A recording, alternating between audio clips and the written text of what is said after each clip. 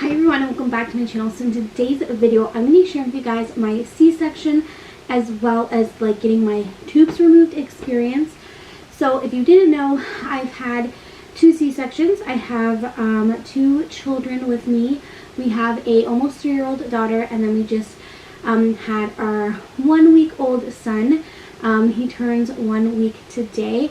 So I thought I'd sit down and kind of share with you guys my C-section experience and kind of the difference between having an emergency C-section with my first versus a planned C-section, because I feel like they were totally 2 different experiences. And then with getting my tubes removed, the official name is bilateral salpingectomy. I don't know. I will leave it down here, the whatever official word. But yeah, basically I don't have my fallopian tubes anymore. So I thought I'd share with you guys, yeah, just all of that. I know it's only been a week, but I kind of wanted to share with you guys just like my experience, not necessarily how I'm doing, but more so my experience as it just happened last week. I will kind of go over how I'm feeling, but I feel like I can't really give you like a proper update until like, I don't know, maybe like down the road. Not 100% sure, but yeah, let's get started. So with my first daughter, they had induced me a couple days before her due date, because I had gestational diabetes. So they didn't want me going past my due date, just because even though she was measuring good and on time, that's just how they do it. And when you have gestational diabetes at my hospital, it could be different. I don't know. You're considered high risk, so you're going to deliver in the high risk section, even though you're not like, I don't know. I didn't really feel high risk, if that makes sense. So Thursday morning I got induced. I will leave the word here because I can't remember what it's called. But basically they just like insert something up you and vaginally, and then you go home. They play it out for a little bit, and then you go home, and if nothing happens in 12 hours, you go back, which is what happened. And so basically I went back Thursday night. They admitted me. I was only 1 centimeter dilated, but they would have wanted me to come back anyways early in the morning at like 5, and they didn't want me to go home, only come back in like a few hours, because at this point it was like 12:30. They said in those 24 hours 19 babies had been delivered. So my OB was pretty busy that night. So yeah, all Friday morning I labored, and by the end of the day I was still stuck at 6/7 centimeters. I was not progressing. I ended up getting sick with a fever. I basically slept the entire time. I did have an epidural that morning, and they broke my water to kind of get things going, and they gave me something else as well, which I will leave the word here to kind of like start the process. But yeah, so because her heart rate was going up, I ended up getting sick. I had a fever. I had no idea, because I just like basically tried to sleep as much as I could. And yeah, I was getting stuck.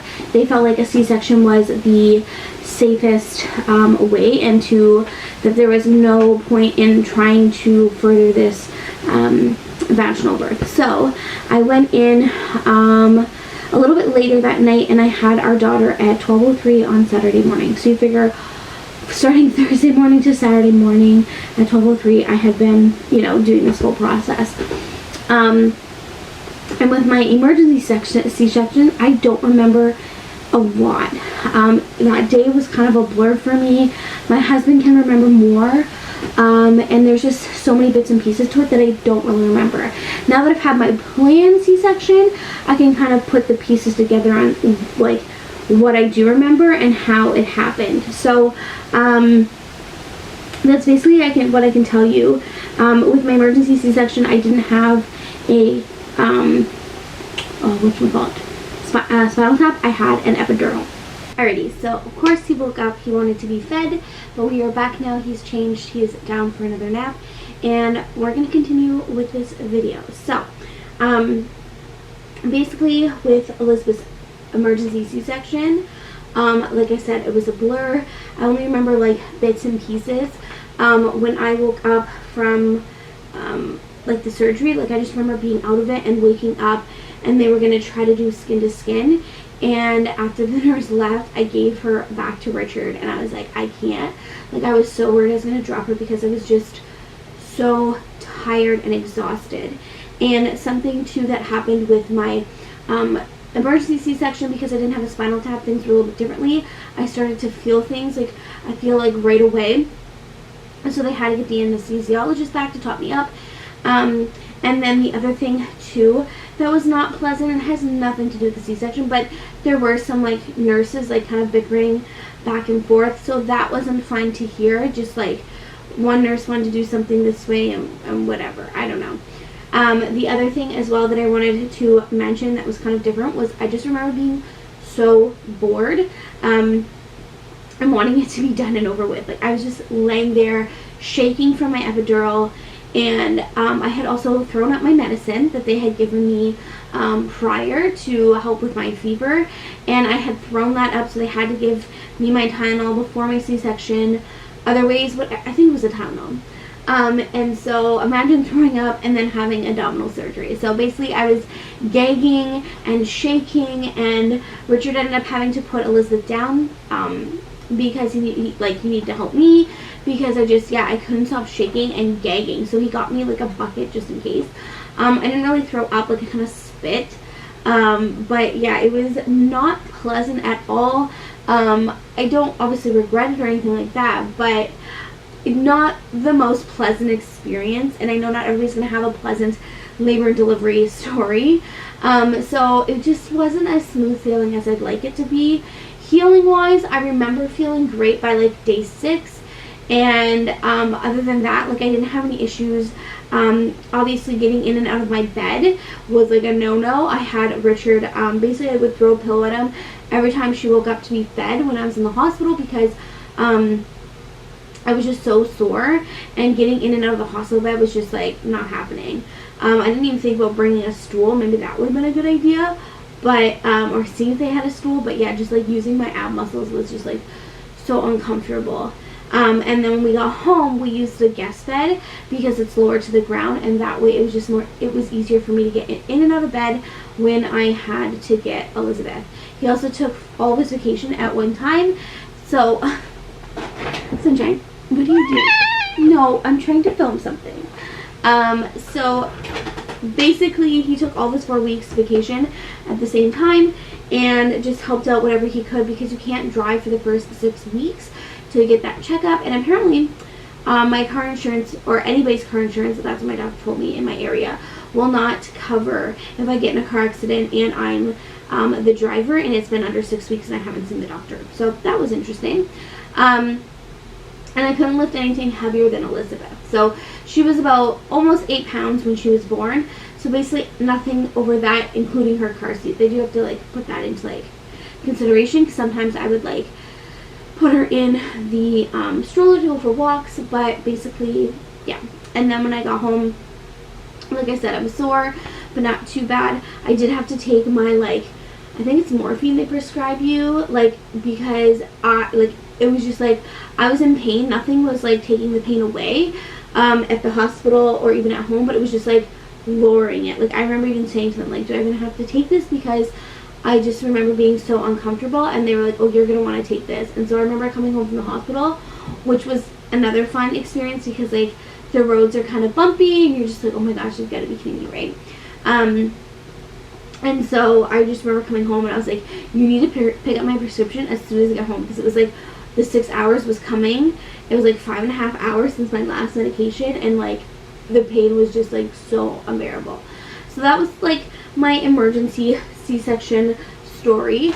And then with my planned C-section, it was totally different. Like it was such a weird experience going in and be like, okay, at this time I'm gonna have my baby. Like, you know, you go into labor and you really have no idea, right? But it was like, I could tell you, even my emergency C-section, I had no idea, right? But with this, I could tell you for the most part what was going to happen. So we get to OB triage, and they set me up, which is what you're going to see here. Because of the pandemic, I had to wear a mask and shield, and so did my husband. But once we got into our little like curtain area room, we didn't have to. However, they didn't tell us that. They were like, it's up to you. But when I was lying there, it was just so uncomfortable. It was like it kept wanting to come off anyways. So my husband kept his on, but I eventually did take mine off. And so that's where they gave me my IV. They gave me some fluids, and I had to take this like shot of something. I'll try to find the name. It was so salty. right before like we headed down, and then I believe I walked down because it was just like around the corner. Yeah, I don't remember using the bed. So they brought us to the C-section room or the operating room, and because of that, like because of our situation, we really wanted to bring minimal items upstairs because like there was no time really to just like fart around and play on our iPad and just wait and stuff. We just kind of talked and whatnot, and we had to be there 2 hours before our surgery. So my surgery was at 3:30, and I couldn't be there. I had to be there by 1:30, and I wasn't allowed to eat or drink anything after 7 a.m. basically 8 hours before my surgery. And with my emergency C-section, I wasn't allowed to eat anyways, but they did cut me off, I believe, at like 6 o'clock with any liquids. So I wasn't allowed to drink anything after that. But I threw everything up anyway, so it was all good. So that was something. No jewelry, nothing like that. I couldn't have my nails painted. And that was really the only kind of procedure I could think of, like, or what I had to prep myself for. The other thing they asked me during my first C-section, and they had me sign a paper, was if I wanted my tubes tied or tubes removed, and I was like, nope, we still want to have another one. So it's just something they have to ask, but it's because while they're already in there, like, they might as well do it right. So I thought that was interesting, and I kept that in mind. So if you are planning to have a C-section, or you end up having an emergency C-section, that's something that they'll probably ask you and something to keep in mind. So yeah, once we got our fluids in and all that stuff, they also did an monitor baby's heart rate, and yeah, we just kind of laid there and just chit-chatted, and they asked me a bunch of questions, like medical history, things like that, and eventually they wheeled me down. I walked to the operating room. And so at this point, Richard cannot come in. I go in. The room is very cold and bright, and the anesthesiologist lets me know that this spinal tap is going to make me feel a little nauseous, maybe give me a headache. And so at that point, I let them know I already felt horrible because I hadn't eaten all day. I already felt a little nauseous and a bit of a headache. So, you know, I was prepared to feel even worse. So yeah, they hooked me all up. And they also gave me something else, some sort of antibiotics before my surgery as well, right at the end. I believe I got 2 bags of it, but don't quote me on that.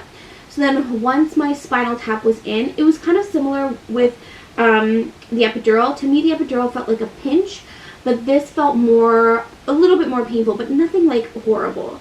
So basically I had to arch my back and push myself towards him. That was uncomfortable, but I had a nurse, she gave me a pillow, and I kind of just like held into her and just had to stay still, and it takes effect very fast, so they have to kind of quickly get you back onto the table, laying down. And before that too, before the spinal tap, I had her fix my hair because of the whole like shield and stuff. My hair was just a mess, so she put it in a bun for me, which was so nice. And yeah, we just laid down and waited for go time basically. At this point, they put a catheter in me, and yeah, I just waited to take effect. Before I knew it, I was feeling nauseous, and I didn't wait until to get like super nauseous. So I let him know as soon as I felt a little bit nauseous to give me something, because I didn't want it to get worse, because it does take a little bit of time, and I didn't want to throw up if I didn't have to, right? So everything was great. I was feeling really good, and I did not feel a thing. And my OB was like, oh, that's good, because I'm pinching you right now. Like, she was asking, like, doing all these things to make sure I had no feeling. They asked me to move my legs. I couldn't move my legs. And basically from my arms down, like chest or whatever, I could feel my head, but everything else was numb, and I felt very heavy. I didn't feel like I had energy. I could talk, but it felt like my words were coming out slower, like I couldn't talk at this speed. So that is something I noticed this time around.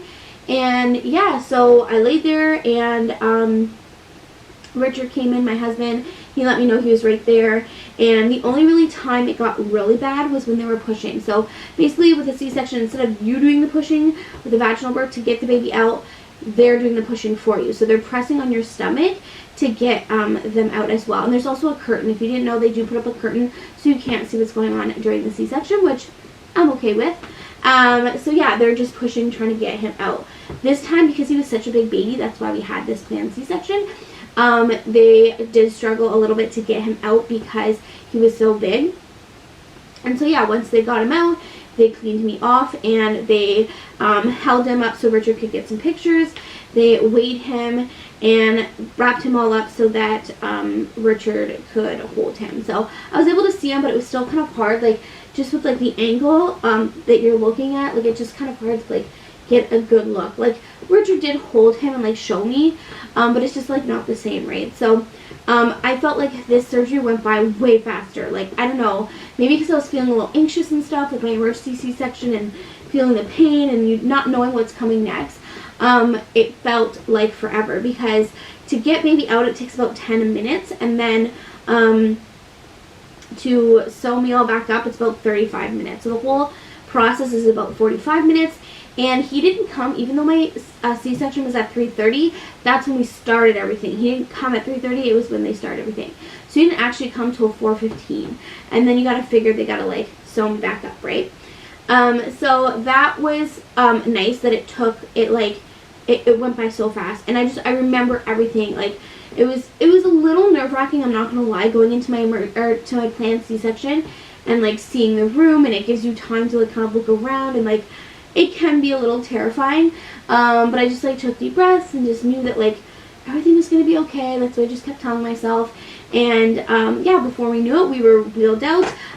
Richard left first while they were, I think, just finishing everything up, and he went into the recovery room. So that's what you're going to see now, and basically it's kind of like OB triage with all these curtains, and that's what I remember when I had my C-section with Elizabeth. I remember waking up and like being so confused as to why I was in OB triage, because I thought we would be in like a room, but we weren't. So at the time there was nobody else.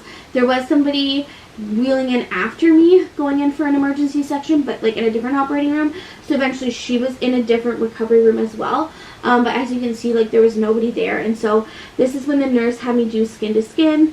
They also gave him the vitamin K shot. I want to say there's something else they did. I can't remember. But I want to say she did some other things. I don't think they measured him at this point. I can't remember. Maybe they did. And yeah, just did some things, kind of monitoring me, checking my stomach. They do press on it afterwards just to make sure everything's still good. They check on my bleeding, and that is uncomfortable. I will say that, but it wasn't like unbearable. Like it was definitely painful, but not like more sore than anything. And I feel like I can handle soreness better. So after all that, I was safe. I was allowed to go in our room. So they wheeled me into my room, and like I said, everything is so close. So you're not going that far. You're like, basically I could have walked, right?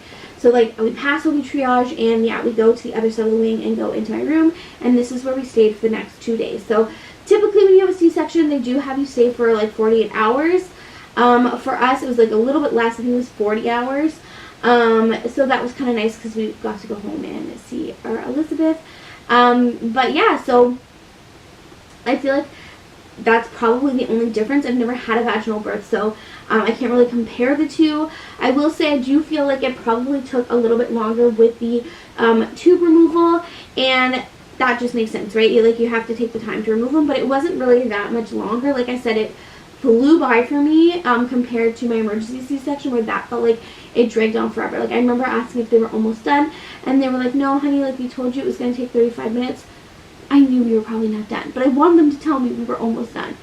I wanted some encouragement. So they were telling me one thing, and like Richard, my husband, he's like, oh yeah, they're almost done, you're doing great, blah blah blah.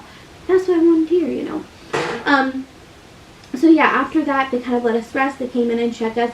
They did 4 glucose tests on our baby because of my past history with gestational diabetes, and because he was so big, and he passed them. So I want to say I had a nurse coming in every 3 hours to check on us.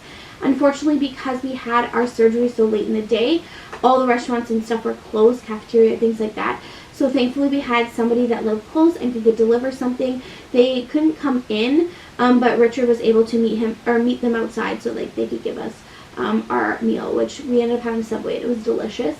They do ask you to wait, try with some water first, not even juice, nothing like that. And then if you're feeling okay, maybe within an hour after trying your drink, then you can eat something small, because they don't want you to throw up after like, having this surgery. Like that's not good, right?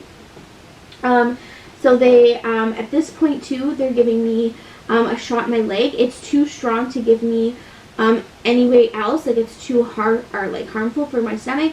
So So they gave it to me on my thigh, and let me tell you, it was great. It was a great pain reliever. I will try to find out what it's called, but it was amazing. And then orally I took, I'm not really sure, some other sort of like inflammatory medicine. And then after 24 hours, I was able to take it in pill form. And it wasn't that, so it didn't work as well, but it did do the job. So basically after this, from then until we left the hospital, we had a bilirubin test done, we had a cardiac test, hearing test, eye test, and I think that's it. They also had to do blood work for me before my surgery. They did say that my platelets were low, and they just asked me if like I bleed easily or a lot, and I was like, no, that's really strange that my platelets are low, because I tend to not bleed a lot, and that's what they're worried about, right? They don't want you to like lose a lot of blood. So that was really it. That was my experience. Now I thought I would quickly talk to you guys about my tube removal, just kind of why I did it. I'm not looking for anybody's opinion. It's already done. And first question is, do I still get a period? Yes, you still get a period. A lot of times she said, my OB said, like, your eggs will actually just like absorb into the skin and stuff, and you don't even notice. But I will get a period, I will bleed, I just don't have like the fallopian tubes. The other thing too is, can I have kids?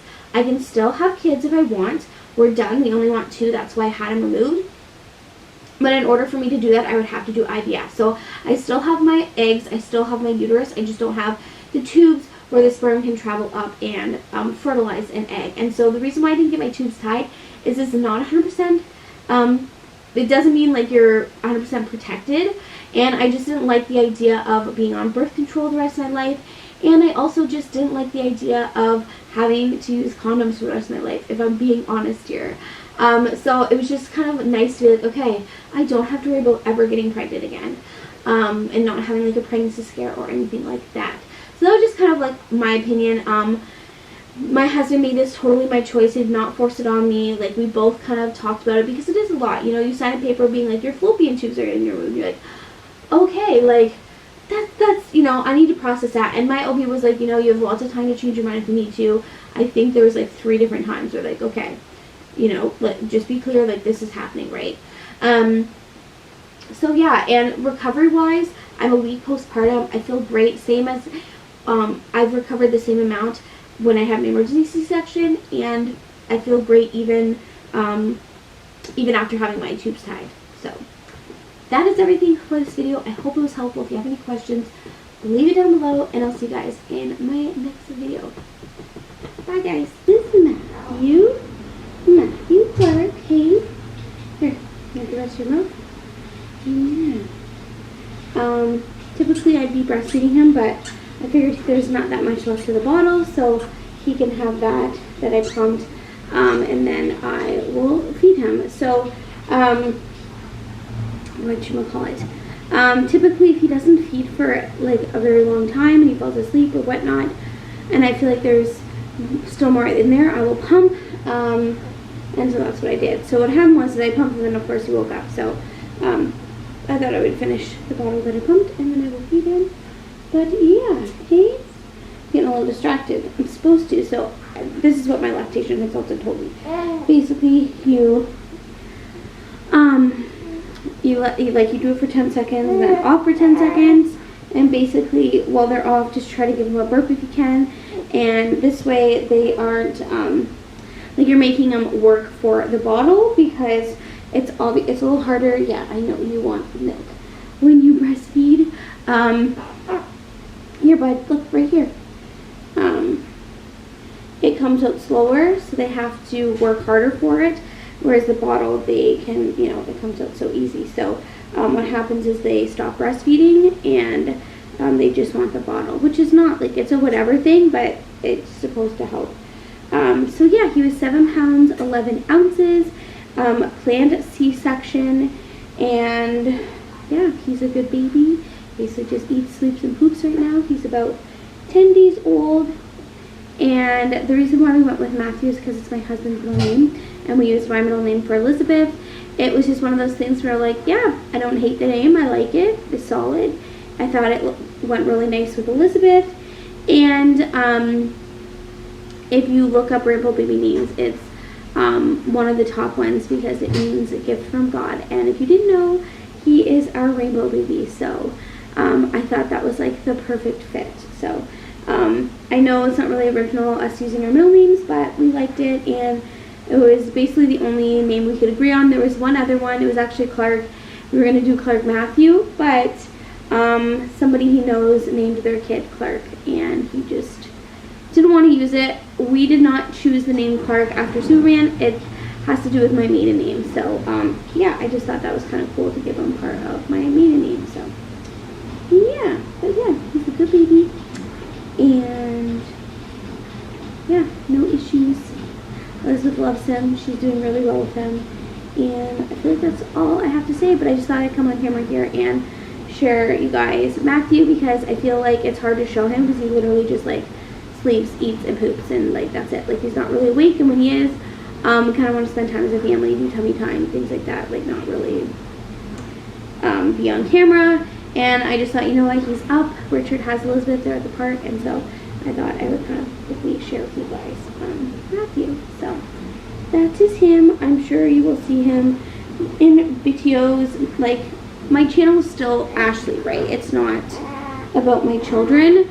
Obviously, like, it has to do with motherhood, but I try not to like force the camera on them, if that makes sense. So yeah, that's about it. He's not due to breastfeed for like another 20 minutes, but it is what it is. I just kind of go with his cues. Although I feel like if I'm holding him, then all he wants is to be breastfed. Like, I feel like it's very hard for me to hold him without him wanting to eat, even if he just ate, like, you know. So hopefully that's not a forever stage, but I do find that he will still take a bottle for me for the most part, but then afterwards it's like, no, give me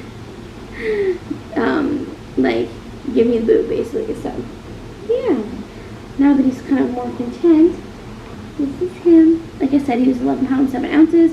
I'm not really sure what he weighs right now. We go, like I said, tomorrow.